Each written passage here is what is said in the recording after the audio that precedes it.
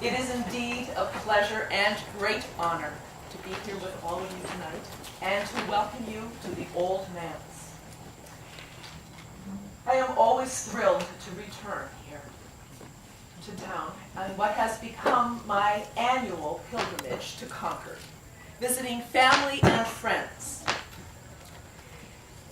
and what I have come to affectionately refer to as the discord of Concord, where everyone, it seems, is privy to their individual perspective on life.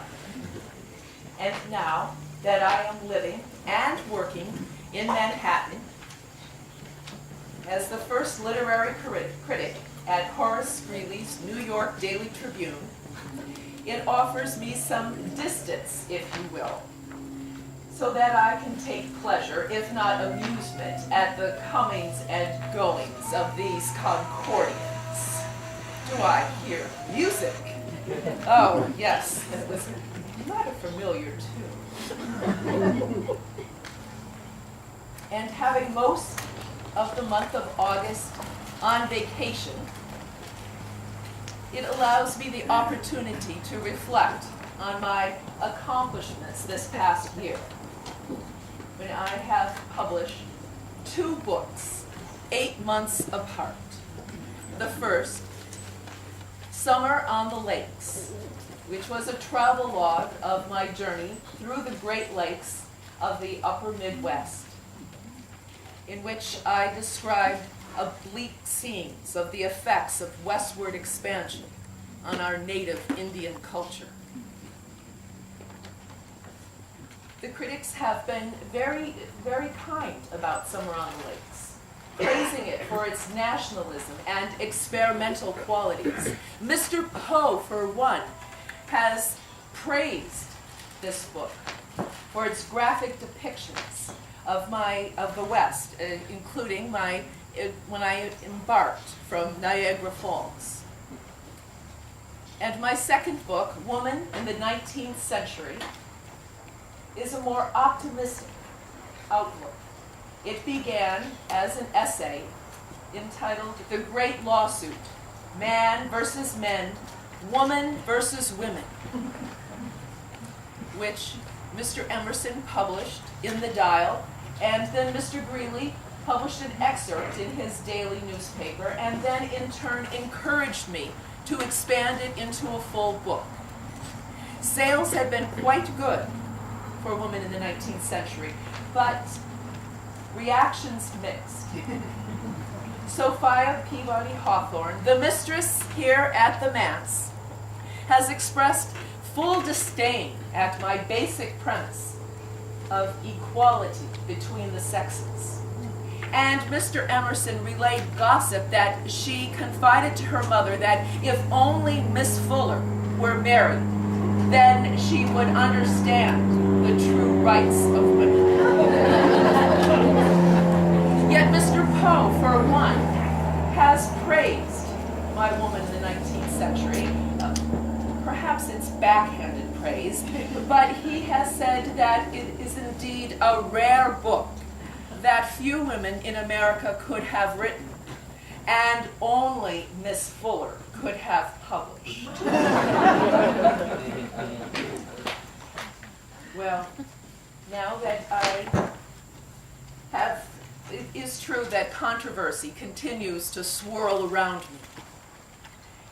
As when I first launched my Conversations Series 6 years ago at Elizabeth Peabody's Foreign Bookshop on West Street in Boston, facilitating discussions, thematic discussions, for the sisters and wives of Unitarian ministers and Transcendentalist writers.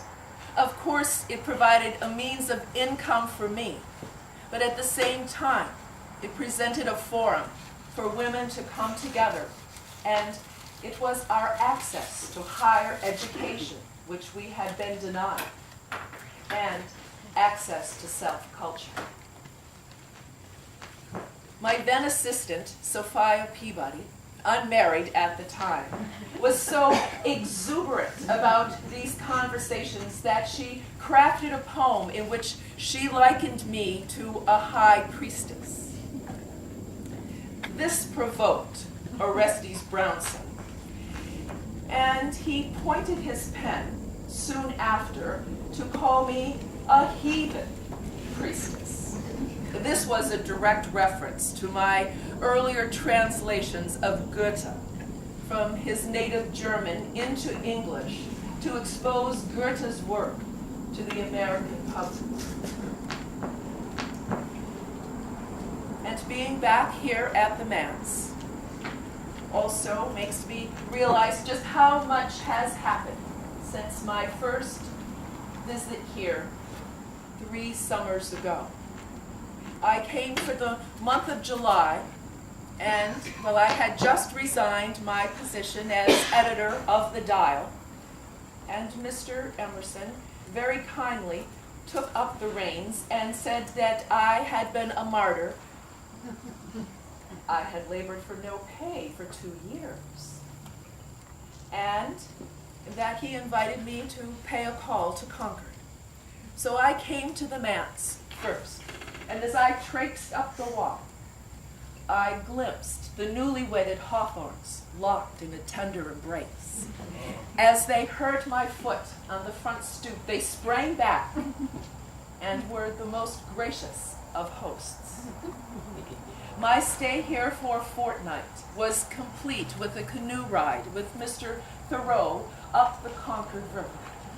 During most of that time, he kept reminiscing about a similar journey he had taken with his beloved brother, John, and promising me that he would indeed publish his journey on the Concord and Merrimack rivers.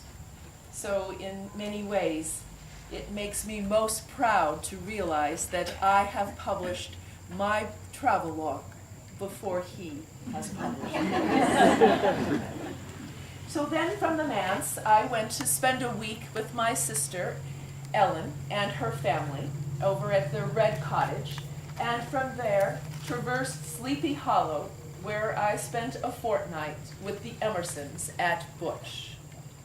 Of course, while at Bush, I was invited back to tea at the Manse, and while here, I forgot my book, which Mr. Hawthorne gallantly went to return to me. As he traversed Sleepy Hollow, he found me sitting under the shade of a tall pine tree in the hot summer noon, and he sat. We talked for hours about matters of high and low philosophy.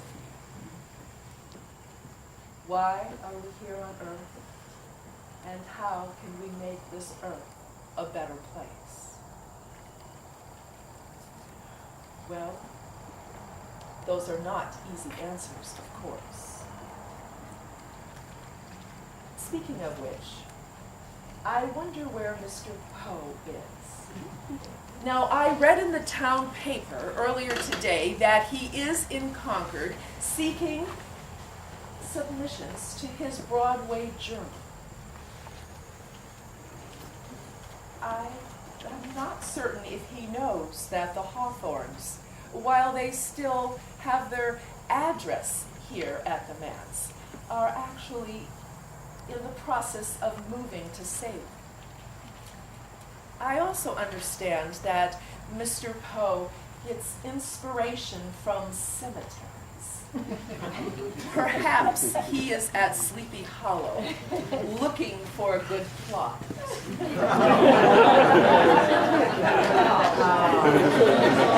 So I believe that I shall